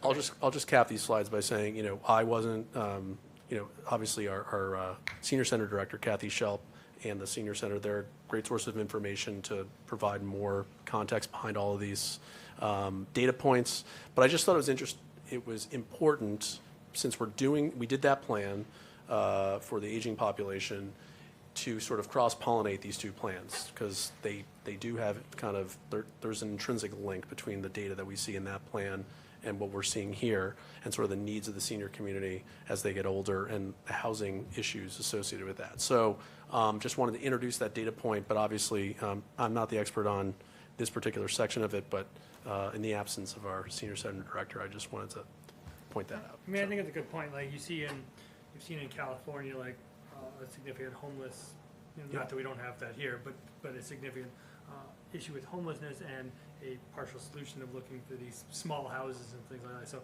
having housing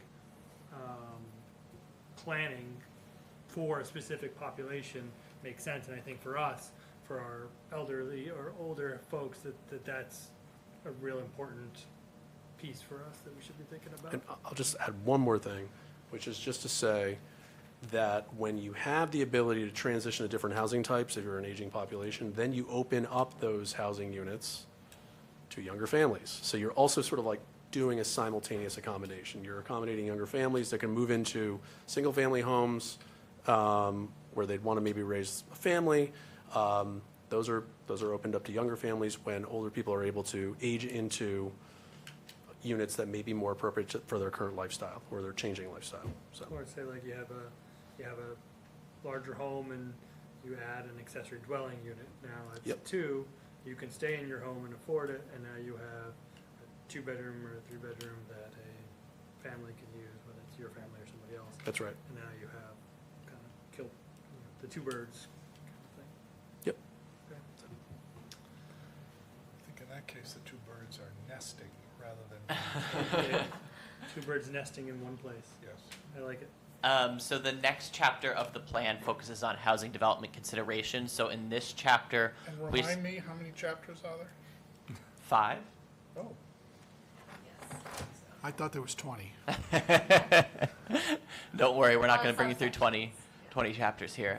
So the next chapter here focuses on things to consider with future housing development. A lot of this is stuff that you all are aware of, but basically just writes a narrative of the current ground conditions in North Andover. So we talk a little bit about open space protections and preservation and the need and desire for that. We talk a little bit about the drinking water supply because we know that was a concern of residents just a couple of years ago or just recently with new developments, and so keeping track of that and looking at some of those studies that have been done on that. Public sewer availability and capacity, something just to be mindful of that we mentioned in most of our communities, and most of our communities like North Andover are actively thinking about that when they approve new development. So it's a lot of areas that we mentioned that communities keep in mind. In addition to that, we spend some time in the plan talking about current zoning districts. You all know most of those by now, so it's really just an outline of what the zoning districts are in North Andover, so anyone that picks up the plan can get a good sense of what North Andover's current status is for the town. And so then the last chapter is the recommended strategies and the possibilities for tools to use for more housing production to kind of get at some of the needs that we saw in the data. The first strategy that's outlined in the plan is considering adoption of an accessory dwelling unit bylaw. I know you all have been talking about this. The select board has been talking about it, and there's been surveying done of town. So in the plan, we essentially talk about continuing that work and looking at the potential for augmenting the town's current in-law bylaw, and talking about how that can be used as a tool both for seniors looking for a more accessible unit if they move into an ADU and rent out their larger home, or for some other type of situation where someone that owns the big home, they want to rent out an ADU for a second source of income, and it allows for a smaller housing type in the community. I think you all have a good background of ADUs. The one thing we did add just in the narrative piece of this is that housing bond bill that is being tracked right now going through the legislature that the Healy administration has proposed to allow ADUs as of right. Of course, we have no idea what track this legislation is going to take, but it's just one of those things that we put in there for the town to be aware of as you continue to pursue the possibility of an ADU bylaw by right. The second strategies we looked at, investigating ways to expand opportunities for village center and downtown zoning and consider rezoning of the downtown. So again, I know you all have been talking about this and thinking about it, and it's been on discussion of the town for the last couple of years. And so thinking about if you are rezoning downtown, how you can use that rezoning to encourage the type of housing types that you all want to see. You were referencing earlier the new development that is going in where, Santander was. And so encouraging the type of development that you'd want to see in downtown through that rezoning and having options for smaller scale, maybe multifamily in that area, and talking about how additional housing options in downtown could be a benefit for small businesses and the general vibrancy of a downtown area. The third strategy, MBTA communities law, it's kind of funny that it's a strategy because it's a law, but we have a lot of communities figuring out the way to approach it. One of the things we just talk about here is the need to be compliant with the law in order to make sure you can access the necessary grant opportunities to do a lot of the things outlined in this plan. Things like ADUs, rezoning of downtown, and the other things we're going to talk about, those you would probably apply for a state grant to get a consultant to help you with that, and those state grants are all linked to MBTA communities. So that's part of the plan and one of the things we encourage folks to think about going forward. The fourth strategy, this is models to create potentially starter homes and/or homes to downsize, so right-size housing. This is what we were talking about earlier. One of the potential ways and one of the zoning options the town could explore is what's called a 40Y or starter home district. This is an optional zoning district that the state has made available. It's similar to 40R, and it was created around the same time. And so this is a zoning district that has specific parameters laid out by the state, which would prevent larger homes. It requires a certain minimum lot size, or really maximum lot size in the district, a maximum square footage of a home. And the legislation, although it is in statute right now, there are no regulations drafted by the state to guide communities in how to implement these districts. They are expected to release regulations, draft regulations this summer on this topic. Those regulations were talked about both from a planner's perspective on the state. They had a working group of planners, nonprofits, housing developers, and others to kind of talk about how they could best approach this from a market perspective and a need for smaller housing types perspective. And so they're going to release regulations to guide communities, if you wish to adopt a 40Y district, how to do that. That would be tied to similar incentives like 40R is, potentially with a cash payment option if you were to adopt that district. So Do you know anyone that's done this? nobody has, because the regulations Nobody's have done been it. released. Communities are exploring it, and so there are communities that have received grant funding to start building it out in anticipation of the guidelines being released. We did this 20 years ago. We developed a district with 5,000 square foot houses, and that was it. And 5,000 You know, square it's- foot lots? what's that? 5,000 square foot lots, yeah. Yeah. And Where? it's right. It's right back of where the Dollar General is, back over there. Buckland, Peterson, Yeah. Nadine, Meadowwood. Yeah, Okay. they did Meadowwood. Yeah, it's Meadowwood. We did that, and that's my point. Is those houses now sell for 700,000. Yeah. So There is no the starter problem. The home, problem yeah. you have with it, like it or not, is the problem is you could have Nirvana in one community, but the problem is the market is the entire area, and there's a shortage in the entire area, so that inflates. You could do them unless you did it in every single community, it's not going to work. And you're completely right that that is still a challenge. The thing that we encourage folks to consider is that even if you build a new starter home and it's $650,000, let's say, that's cheaper than a $1.5 million home that No, might be that's- built if you didn't have that district created. Yeah. And so I know that's not accessible for anyone, but getting back to those additional options may be important so that is available out there. And when you look at some of the older, smaller housing stock in a town like North Andover, although it's going for expensive prices right now, that's still going to be more accessible than the newer, larger houses that are built. And so it's not perfect, but trying to create some element of choice there is kind of the strategy with it. I'll also point out as well that this is a strategy that we're seeing with several other communities in the region. They're looking at this 40Y starter home district and the viability of that in their own communities. So thinking about how this is an effort not just for the town, but for the region and the rest of the state, it's something that we're hoping to see. When we think about that future housing supply, those future opportunities, if we're having several communities in the region that are creating these starter home districts, they're not building as many, large single-family homes. There's more of those options available. That's where we're going to be able to see, a little bit of that affordability gap maybe start to go down. What, with the proposed 40Y, I mean, is that the state subsidizing? Like, why would a developer acquire this land at, whatever cost, a high cost to build, and then just build $500,000 starter homes? That's a good question. I'm waiting to see what the regulations are and what the incentives there Yeah, are. I don't know what they yeah. are. I know that they heavily engaged the development community as a part of drafting the regulations, so I'm curious what feedback was included there.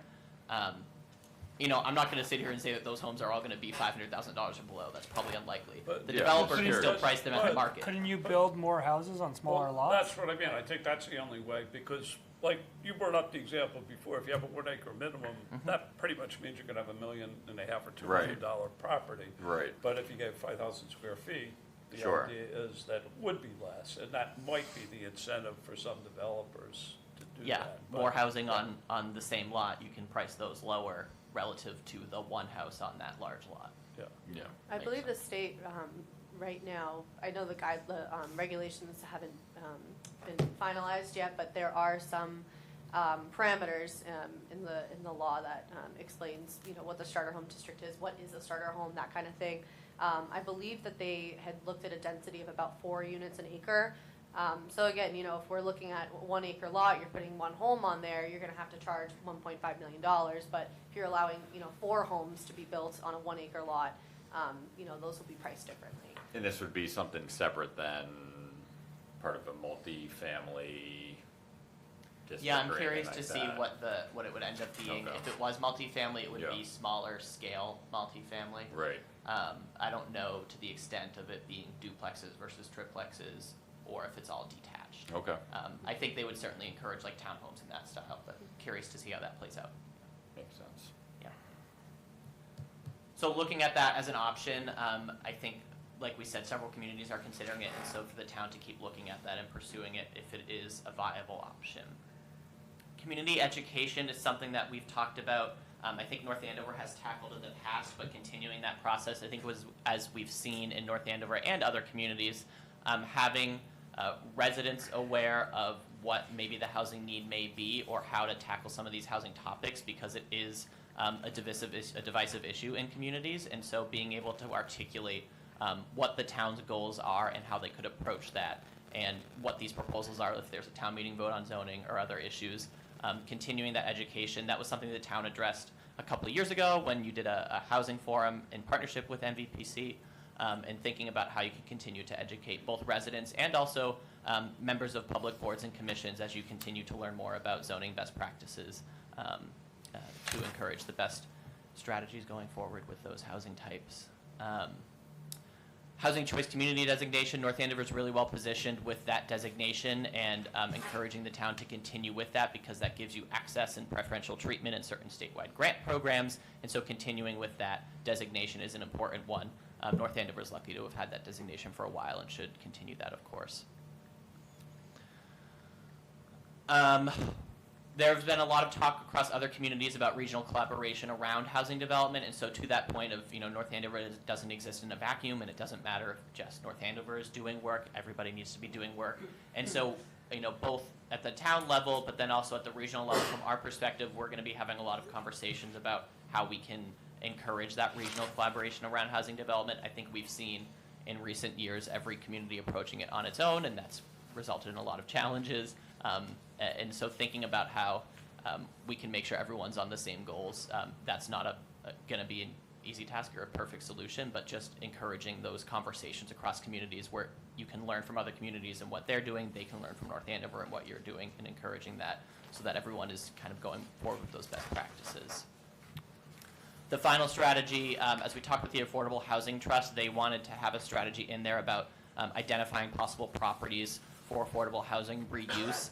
What we see in most communities, if they're to build or encourage the development of small-scale multifamily, like maybe a duplex that's currently market rate is turned into 2 affordable home ownership units, or maybe a site is redeveloped, more often than not, it's necessary for a nonprofit developer to have the land donated to them throughout that process. So folks like Habitat for Humanity, Bread and Roses Housing, and others, they will redevelop sites if the property is made available to them.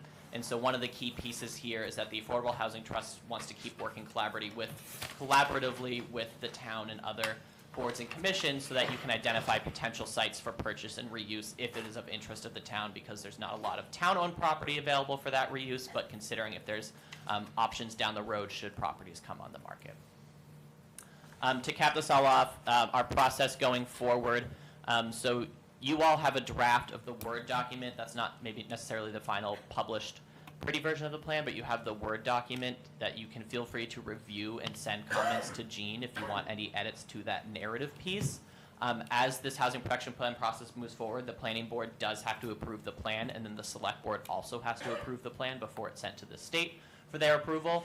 So we are looking at doing that in June will be coming before you at the beginning of June for your approval of the plan. If you have feedback on the narrative or data pieces like we heard today that we'll start to incorporate, please send that to us before we ask for your approval in June. Thank you very much. Great. Thank you. All right, can we get a motion to approve the meeting minutes from April 16th? So moved. Motion made. Second. Second, all in favor? Aye. Aye. All right, so, Jean, when do we, we're gonna meet at 5:45 next week. Yep. Do we keep the, public hearings open through town meeting? Not typically, you close them right ahead of that. We close them ahead of, Yeah. so, Chris, you'll be there for that meeting? Yeah, wait, can you explain the 5:45 before the town meeting? Yep. Is that one of our? that's We're one gonna of have our meetings? own planning board meeting. Okay, So town meeting starts at 6:30, we're gonna have our own planning board meeting Okay. at 5:45. okay, We'll continue with the zoning. Usually there's not a lot to talk about, but Yeah. if there's anything that comes up, sure. any new information, So you would ask to put a recommendation on, I think it's Article 20, which is funding for the rec packs, yeah. on, for the board to make a recommendation. Yep, there's a article about funding the recplex, Yeah. which we haven't talked about. Okay. That we should make a recommendation on that. And then we'll just talk about if there's anything new to talk about with the zoning articles. Okay, Since Sean missed 2 hearings, I'll need you to vote on those. in that meeting. In that our meeting, in yes. that meeting. Yeah. When it comes to town meeting, Yeah. we're not taking any votes. Right, right. Everyone's just We're voting. We have our cards. Exactly. Yeah. So what I'd like to do is try to get there, if you can, try to get there for 5:30, get signed in, get your card, be ready, so we can have our meeting and then go right to the stage And from there. where we have our meeting? It will be in the athletics. Athletics office. Office. It's The actually, athletics, which is right off the it's outside room of num- the gymnasium. as you head into the Yeah. gym, it's on the right. Yeah, It's room 1131. okay. It'll be on, you'll get Yeah, a we'll get it. agenda that'll Yeah. say. Yeah. It's a short meeting, we just leave time for the lobster rolls. Exactly.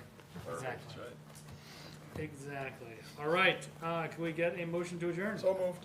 Second. All in favor? Aye. Aye. Thank you, Andrew.